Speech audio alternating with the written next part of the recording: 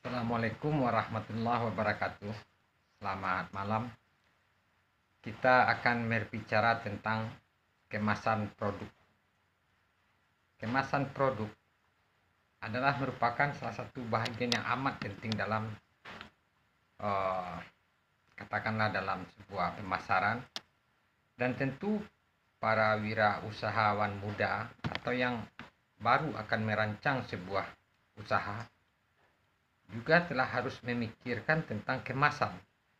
Jadi selain produksinya dipikirkan, juga kemasannya telah ada dalam desain. Ada 4 hal yang perlu kita pelajari tentang kemasan produk. Pertama itu pengertian. Pengertian itu memberikan pemahaman apa itu kemasan. Kedua, fungsinya. Ketiga, tujuan kemasan. Keempat adalah jenis-jenis yang ada di dalam kemasan tersebut. Pertama, kita mulai pengertiannya secara sederhana. Kemasan itu sebenarnya kan alat untuk membungkus, alat untuk melindungi, mengirim, mengeluarkan, menyimpan, mengidentifikasi, dan membedakan satu produk dengan produk yang lainnya di pasaran. Satu produk bisa dibedakan dengan produk lain berdasarkan kemasan. Nah, atau bisa juga diartikan kemasan itu suatu desain kreatif yang mengaitkan atau yang menghubungkan bentuk, struktur, material, warna, citra, tipografi itu maksudnya tipe-tipe, dan elemen desain dengan informasi produk agar produk dapat dipasarkan. Misalnya begini, saya contohkan begini. Ini contoh sebuah kemasan.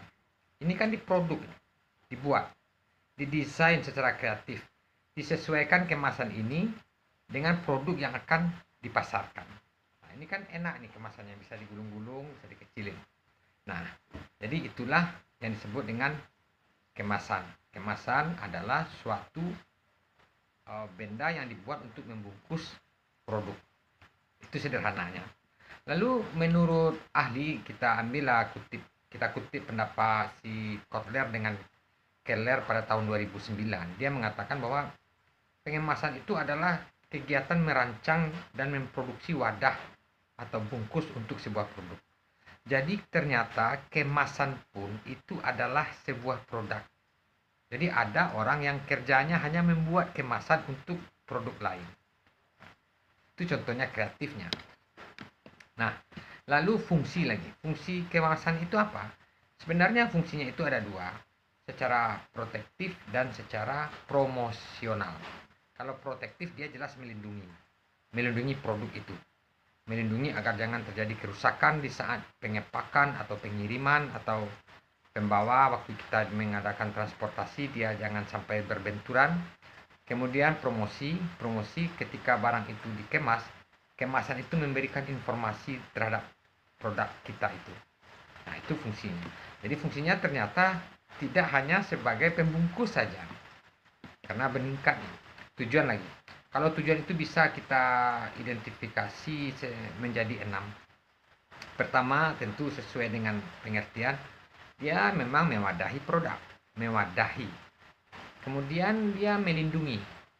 Di samping itu juga mengawetkan dari cuaca.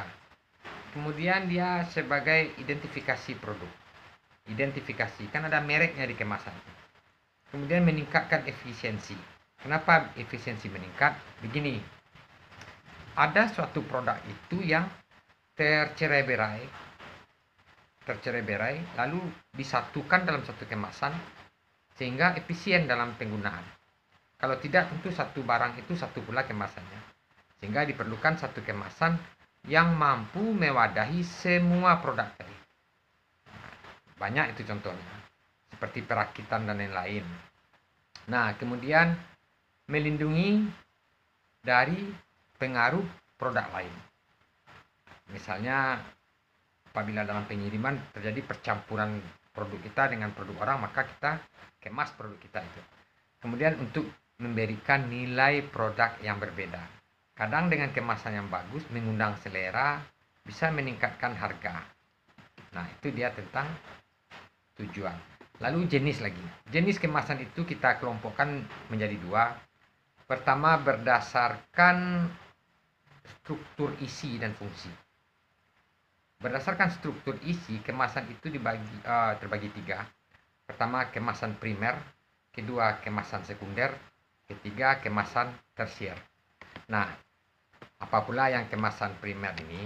Begini, saya contohkan nih. Kemasan primer itu maksudnya yang langsung membungkus atau mewadahi bahan-bahan. Kalau sebagian ahli mengatakan ini hanya berlaku untuk bahan pangan, seperti misalnya buah-buahan yang dibungkus dengan plastik. Plastik itu dianggapnya kemasan. Tapi sebenarnya bisa juga kita anggap produk lain pun kalau dikemas pertama itu namanya kemasan primer. Kemasan yang pertama dia miliki. Contohnya ini tadi. Misalnya ini. Produknya helm. Ini produknya. Ini kemasan primernya. Dibungkus dia. Nah, ketika dia dibungkus, dia terlindungi.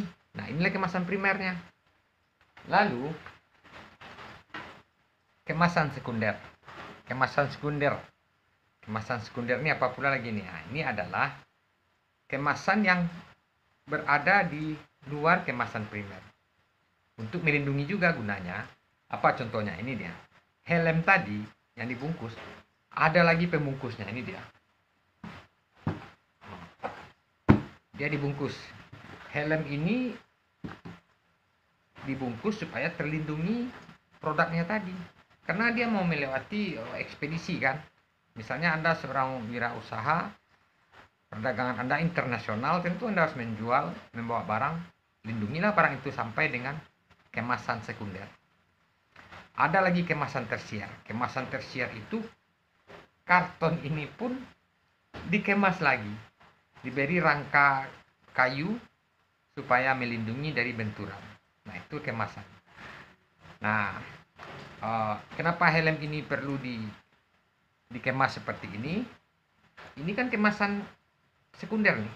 Kemasan tersiernya kan tidak saya perlihatkan. Karena ini dikirim ini dari kota Serang masuk ke kota Padang pakai perlindungan. Nah, begitu dia kiriman dari saudara saya. Nah, itulah pembagian kemasan.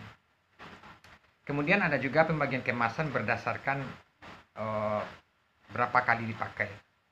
Ada kemasan itu yang sekali pakai, ada yang 2 kali pakai, ada yang bisa berulang-ulang. Kalau sekali pakai itu misalnya bungkus plastik jajan kita dikemas kan dibuang. Yang kedua, ada juga yang bisa berpakai berulang-ulang seperti botol. Nah, kemasan produk, percayalah ini penting bagi wirausaha. Buatlah, desainlah kemasan produk Anda yang sangat menarik, yang bisa menghubungkan kemasan itu terhadap produk Anda. Ada nilai rasa yang dikemasnya sehingga orang melihat menjadi tertarik, dan buatlah seunik mungkin. Kira-kira itulah tentang kemasan produk. Assalamualaikum warahmatullahi wabarakatuh. Salam lestari.